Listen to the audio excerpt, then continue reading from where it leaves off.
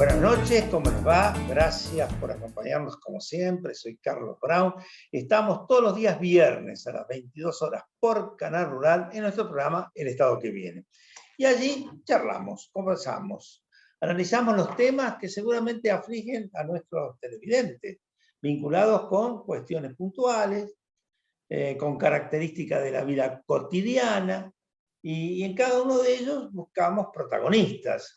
O sea, aquellos que participan de estas cuestiones, que nos pueden dar una orientación y que siempre es muy importante, y yo sé que es muy apreciado por los que nos ven desde hace tantos años. Y hoy está con nosotros Ricardo Pesenti, que es miembro de la Confederación Farmacéutica Argentina. Y con él, ¿cuál es la idea? Que charlemos, como habíamos dicho recién, que charlemos sobre algunos temas muy importantes que son nada más ni nada menos lo de una actividad esencial, que ha tenido un protagonismo muy importante en la pandemia, las farmacias, a las cuales todos necesitamos. ¿Cómo te va? ¿Qué decir, Ricardo? Un gusto saludarte. Carlos, buenas noches, encantado de estar con ustedes hoy acá en este programa. Sí, la verdad que en pandemia ha quedado dentro de las 3 actividades más valoradas por la gente, el rol del farmacéutico, y bueno, como farmacéutico y como propietario de farmacia y como trabajo con la gente y también miembro de la Confederación Farmacéutica Argentina, la verdad que nos sentimos orgullosos de haber podido estar a la altura de las circunstancias. Vos sabés que esto que vos decías, ¿no? La importancia de lo que pasó en la pandemia. Se cerraron las actividades, pero había algunas, todo lo que era vinculado con el tema de la salud y con el tema de poder requerir los remedios con los cuales uno podía seguir funcionando, era más que esencial. Y la farmacia fue muy importante, porque supieron armar un mecanismo por el cual pudimos ir. Fuimos muy bien atendidos, la vinculación de ustedes con las droguerías, no sé cómo lo hacen, pero fue fantástico y siempre teníamos una respuesta. La verdad que nuestra actividad es como un mecanismo de reloj que viene aceitada hace mucho tiempo. La verdad que funcionamos muy bien. La farmacia recibe, depende del lugar donde esté, pero a veces recibe hasta 6 veces la droguería en un mismo día, abasteciéndose. Nosotros tenemos la farmacia totalmente interconectadas en todo el país. Y la Confederación Farmacéutica Argentina, fíjate que el día 13 de marzo ya publicó el primer protocolo de cómo debíamos atender las farmacias en cuestión de pandemia y COVID. Y todavía no teníamos ninguna resolución de cierre ni demás. Ya para el día 19-20 ya estábamos con la segunda versión, es decir, que la farmacia fue realmente pionera. Es más, muchos de los protocolos que se armaron después se hicieron a partir del protocolo de cuidado que habíamos hecho acá en la Confederación Farmacéutica Argentina. A partir de ahí, bien como decís vos, se cerró todas las actividades con un agravante, que se cerraron los consultorios médicos también, ¿sí? Porque las clínicas y los sanatorios siguieron abiertos, pero los consultorios se cerraron. Entonces, ¿qué dato ese, no? ¿Qué dato? La verdad que sí. Uno necesita del médico para que te dé la receta. Claro, y para que te diga qué hacer. Claro, en una semana nos tuvimos que readaptar a todo lo nuevo, empezar a adaptarnos a que nos mandaban la foto por WhatsApp, por mail, a tener que tratar de comunicarnos como sea y a activarnos para adentro también con una cuestión operativa de comprar impresoras, siendo que estaba todo cerrado. Nos empezó a faltar el papel porque nosotros imprimíamos lo necesario, pero empezamos a imprimir todas las recetas, imprimir todos los comprobantes de validación. Es decir, fue todo un trabajo interno y de reconversión de la farmacia que la verdad que lo hizo muy rápido, y la verdad que hay que aplaudir a los farmacéuticos que se adaptaron muy rápidamente. Vos sabés que cuando hablas de las recetas, ¿no?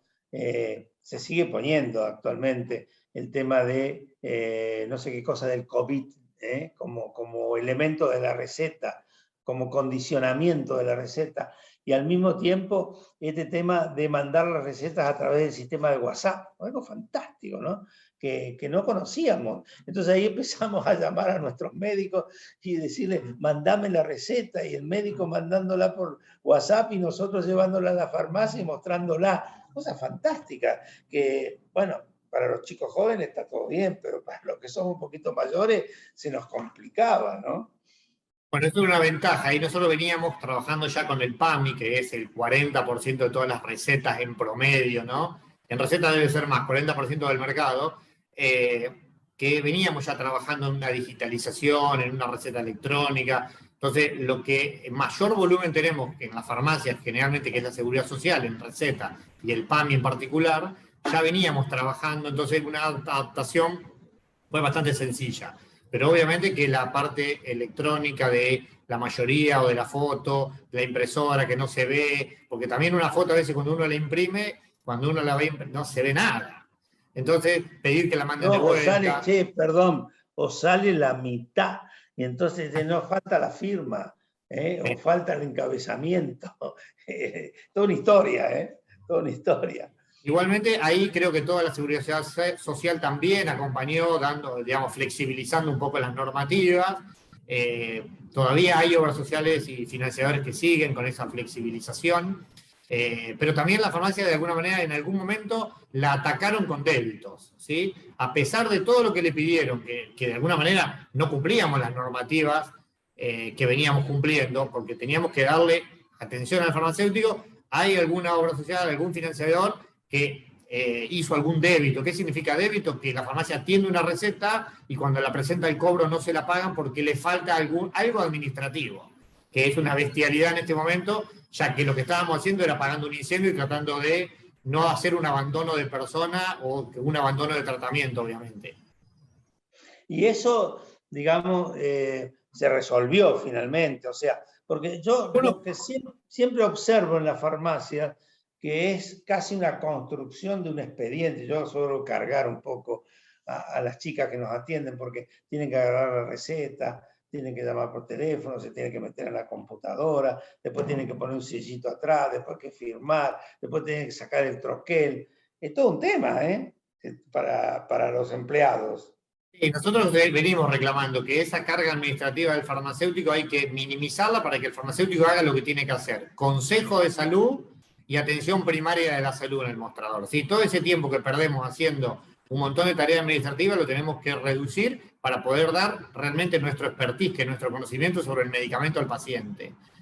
Así que es necesario, diríamos, ir a una receta única y nada, pero te lo dejo picando como para que lo hablemos más tarde.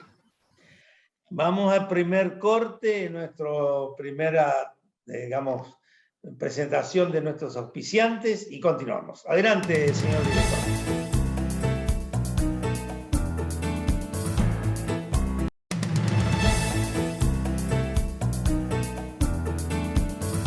Ricardo, continuamos. Hicimos todo un análisis de la parte, digamos, ¿cómo podríamos decir? Administrativa, ¿no? De una farmacia, estas cosas de las empleadas que yo te he comentado, de los empleados, que yo siempre un poco las cargo. Yo tengo una obra social y veo lo que tienen que hacer cuando te dan un remedio en la receta que le llevas y a veces le digo, che, ustedes están haciendo un expediente, ¿no? Porque cada cosa es compleja y difícil. Y vos me decías, hay que terminar. Pero fuera de eso, la relación de ustedes, farmacéuticos, con la estructura de PAMI, por ejemplo, o la estructura del resto de las obras sociales particulares, ¿cómo funciona? Generalmente funciona en la mayoría de los casos, en los convenios más importantes, las farmacias estamos contratadas por los financiadores a través de las entidades farmacéuticas, ¿sí? Que son los colegios de farmacéuticos, la Confederación Farmacéutica, por ejemplo, la que yo participo, es la tenedora del convenio de PAMI, ¿sí? Y a partir de ese convenio nosotros nos damos vuelta y le damos ese trabajo, sería a la farmacia. Cuando los intermediarios somos las entidades y demás, podemos negociar en conjunto, podemos negociar condiciones aceptables para el sector. En general, para atender esta actividad, a la farmacia se le pide que ceda parte de su rentabilidad, ¿sí? Es decir, del margen de la farmacia, de su honorario, para poder atender los financiadores, las farmacias ponen una bonificación que se llama. Si no, no lo dejan atender, no puede participar de los convenios. Y en el caso de cuando la farmacia negocia solo, que en el caso mayoritario es de los prepagos, ¿sí? de los financiadores que son prepagos. Ahí la farmacia negocia solo y a veces le piden condiciones económicas realmente extorsivas para poder atender. Y la farmacia necesita de estos convenios, porque necesita ese flujo de los pacientes que vayan a la farmacia, obviamente. Una farmacia que no atienda ningún convenio, que no atiende obra social, no es viable. Y nosotros de alguna manera trabajamos para darle esa universalidad a los convenios, porque la mayoría de las leyes en las provincias regulan mucho lo que es la situación de la farmacia, tanto en cantidad de farmacias que tiene que haber por localidad y a qué distancia en general tienen que estar distribuidas esas farmacias. ¿Para qué se hace eso? Se hace eso para tener una racionalidad y que no estén todas las farmacias puestas en el centro donde va la gente, sino que haya una distribución geográfica donde toda la población tenga acceso a los medicamentos. Pero si después a esas farmacias no le damos los convenios, o le damos convenios que son leoninos o que no los puede atender, ya el acceso al medicamento de alguna manera queda también trastocado, si se quiere. Entonces lo que nosotros de alguna manera estamos pidiendo es que los convenios sean universales, es decir, que si tenemos leyes sanitarias, que también obliguen de alguna manera a la seguridad social de los financiadores a contratar una X cantidad de farmacias.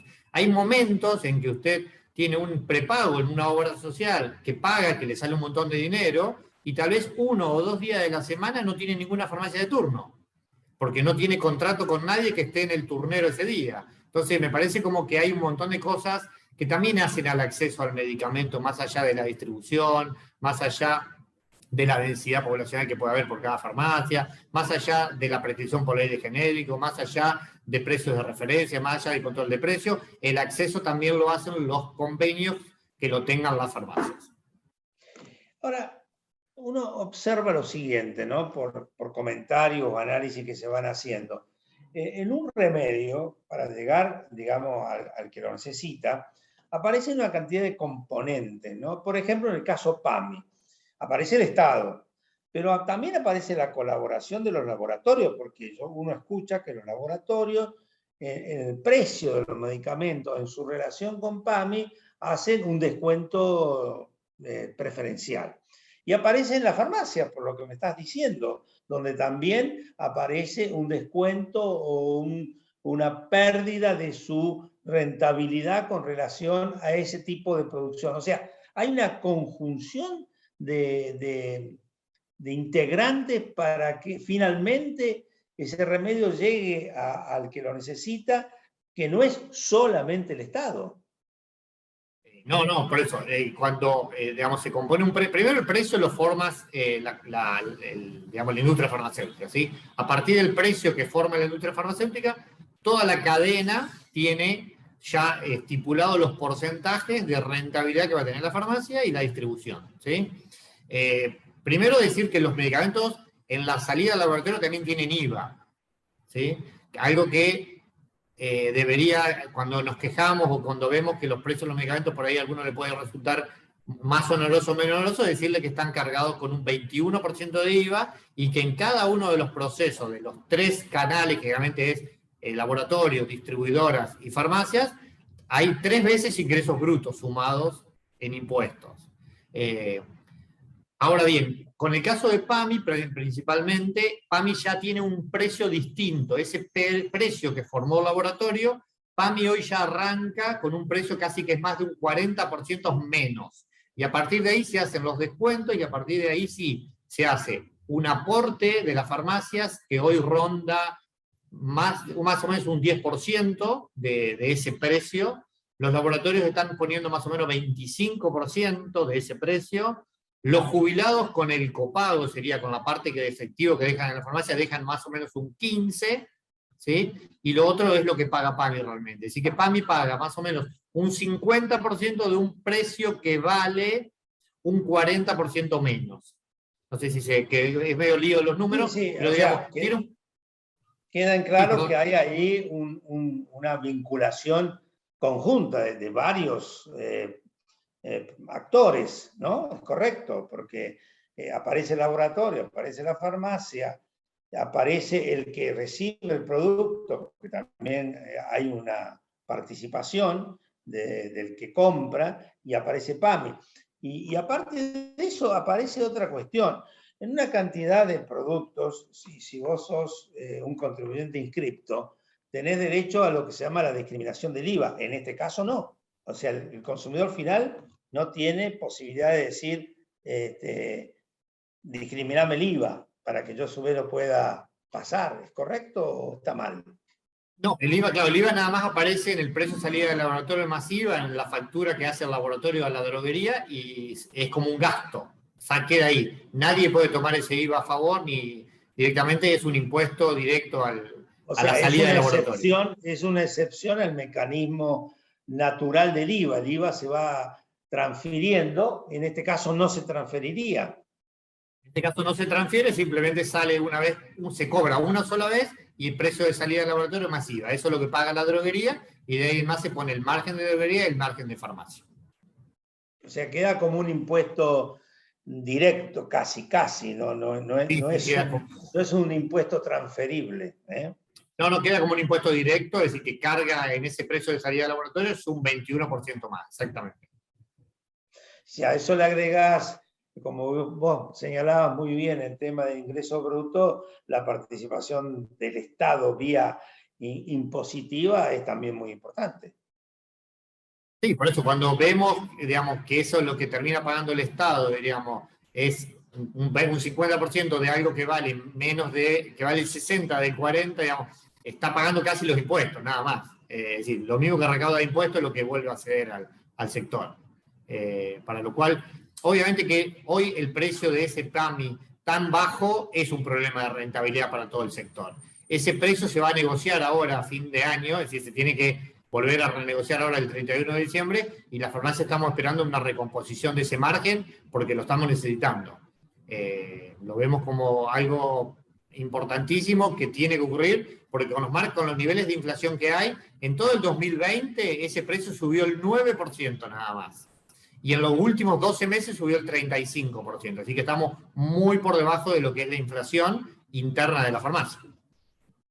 Ahora, aparentemente, aparentemente no, esto es así, ¿no? Pero en el próximo bloque, ahora vamos a hacer el último corte, vamos a hacer un análisis un poquito, digamos, más fino de estas cosas que la gente se queja, porque la gente se queja, vos lo sabés, del precio. Y de acuerdo a lo que vos me decís, el valor no se ha incrementado, pero lo que uno visualiza es que se incrementa.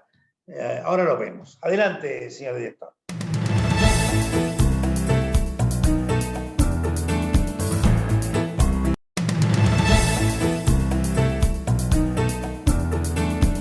Estamos hablando del precio de los medicamentos y lo que le pasa a la gente en su bolsillo, ¿no? Y aparece cosas difíciles de explicar. Por ejemplo, el tema impositivo, esto de que hay un IVA allá arriba y después nunca más para abajo, esto de los ingresos brutos que son realmente muy serios, sobre todo en las provincias, que son muy duros, ¿no? Y esta cuestión de que la gente dice, aumentó el precio de los medicamentos. Vos estás señalando que el aumento en el transcurso de un año inflacionario, como ha sido que se proyecta hasta casi el 50%, no es así. ¿Cómo lo podemos decir? No, los precios han aumentado a nivel de inflación, nada más. Es decir, no hay ningún precio, digamos, siempre hablando en promedio, ¿no? No hay precios que se hayan ido muy por encima ni muy por debajo. Es decir, más o menos han ido acompañando en los últimos 12 meses la inflación del país, ¿sí? El problema, básicamente, me parece que el mayor consumidor de medicamentos, que son las personas, los adultos mayores, ¿sí? Tienen, que son los que cobran un 40%, es decir, que compran casi el 40% de todas las unidades que se producen en el país. PAMI tiene 7 planes, de los cuales 6 son sin cargo.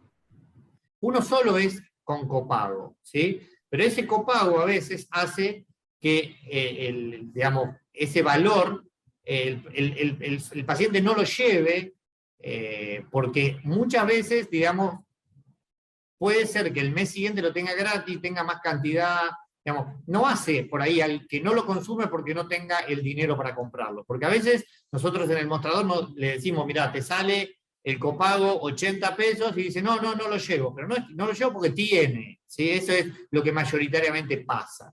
Pero también si analizamos lo que cobra un jubilado, la verdad que cualquier factura que le pueda salir más de 1.000, 1.500 pesos de los medicamentos que consume, que es casi menos que salir a comer afuera, se le hace importante para lo que cobra, obviamente. Por eso creo que la accesibilidad a los medicamentos con la gratuidad de PAMI me parece que está muy bien para lo que los adultos mayores cobran, que es muy poco, pero lo que debería hacer PAMI sería un poco más de controlar, ¿sí? ¿Por qué? Porque PAMI aumentó en los dos últimos años el 42% su consumo en recetas.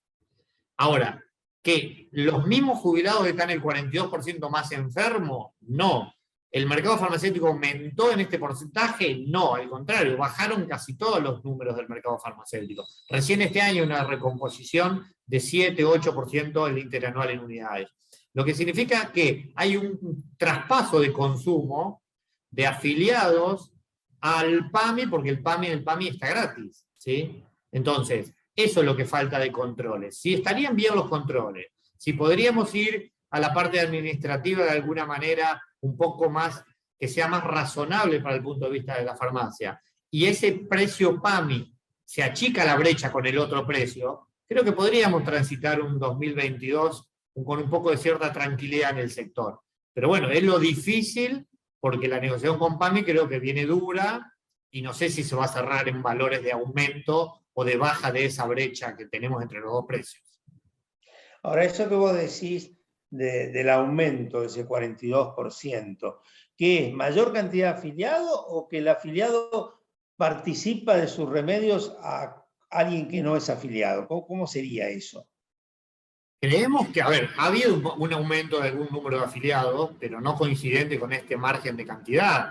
En general el medicamento digamos, no es un producto elástico donde si está más barato hay más consumo, o si tengo más, es decir, no existe, es decir, nadie va a comprar 2 cajas de antibióticos porque le dijeron que existe un 2x1, ¿está bien? O le hacen un descuento en la segunda unidad, es decir, los medicamentos los consumimos en base a una prescripción médica y en base a lo que a la cantidad de tratamiento que necesitamos.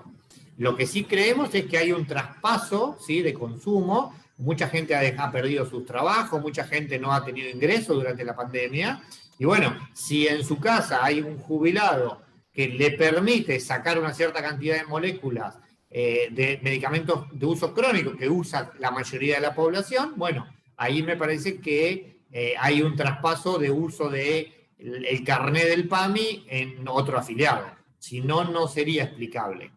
Sí, está claro que estamos inmersos en una crisis donde cada uno trata de resolver su problema como puede, y estamos también en medio de una caída del valor salario y esto cambia los humores, busca soluciones.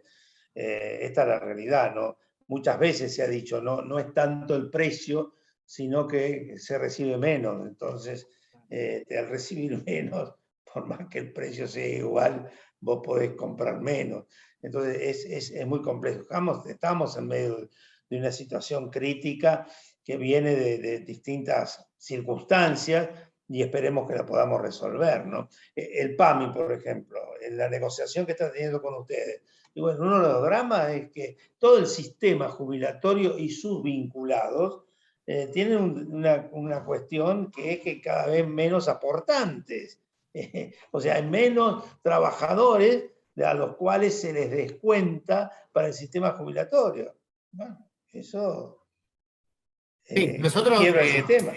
sí, más allá del sistema del sector, lo que vemos es que desde la farmacia hay siempre un acompañamiento, ¿sí? El farmacéutico y la farmacia y el sector, y la industria, y los laboratorios, y las distribuidoras, realmente estamos acompañando y estamos tratando siempre de ponerle el hombro, y de alguna manera pretendemos que el acceso al medicamento en ningún momento se corte, porque sabemos que es un bien esencial y así lo sentimos, ¿sí? Y también estamos siendo valorados de alguna manera. El Ministerio de Salud de la Nación ha sacado resoluciones en noviembre, por ejemplo, donde pone al farmacéutico y al servicio farmacéutico y en cabeza de la farmacia, digamos, una valorización para que también haga atención primaria de la salud.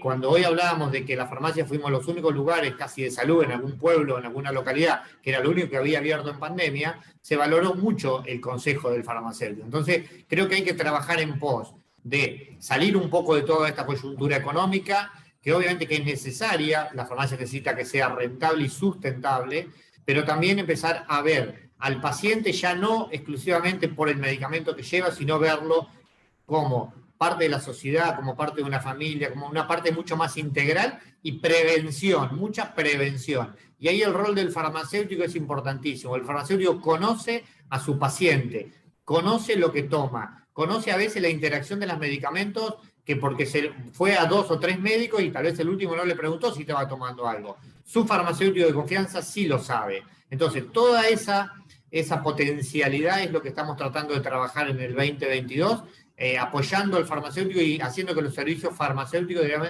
sean valorados, ¿sí? Y que de alguna manera también ayuden al sector de la salud y de los financiadores a tener ahorros, obviamente, en todo lo que es el medicamento para que tenga mayor adherencia a los tratamientos y que los tratamientos por ahí sean, por ejemplo, mucho más certeros a la hora de hacerlo. Ricardo, debo decir que quiero agradecerle a la farmacia. Lo que vos estabas señalando recién es auténticamente cierto. La farmacia ha sido un sostén del esquema que tuvimos que pasar, de la situación que tuvimos que pasar, tan lamentable, sobre todo el año pasado. Quiero agradecer a la Confederación Farmacéutica todo lo que ha hecho, porque realmente ir a una farmacia no tiene remedio, pero volver a la tarde que lo tiene. Esa vinculación entre la farmacia, la droguería, eventualmente los laboratorios, ha funcionado en momentos muy difíciles de Argentina y esto hay que destacarlo. Así que mil gracias por tu participación y nada, seguí así con la farmacia y esperemos que cada día haya, digamos, más actividad económica para que todo el esquema funcione mejor.